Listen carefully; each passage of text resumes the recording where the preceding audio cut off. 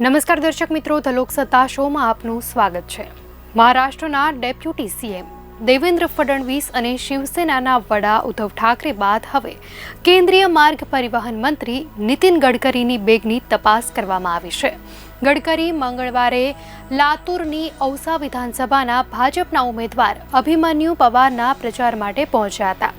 આ દરમિયાન ચૂંટણી અધિકારીઓએ તેમના બેગની અને હેલિકોપ્ટરની તપાસ કરી હતી।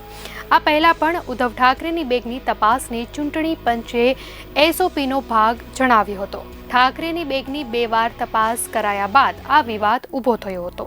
પૂર્વ મુખ્યમંત્રીએ આ કાર્યવાહીને વિધાનસભા ચૂંટણી પહેલા વિપક્ષને પરેશાન કરવાની બિનજરૂરી કાર્યવાહી જણાવી। ચૂંટણી પંચે કહ્યું કે આચાર સંહિતા હેઠળ ચૂંટણી અધિકારીઓ દ્વારા નિયમિત રૂપે ઓચિંતી તપાસ કરવામાં આવે છે, જેથી મતદાતાઓને લલચાવવા માટે ભેટ અને રોકડ વિતરણને રોકી શકાય। ઉદ્ધવ ઠાકરેની બેગ પહેલીવાર યવતમાલમાં હેલિકોપ્ટર લેન્ડિંગ બાદ ચેક કરાઈ હતી।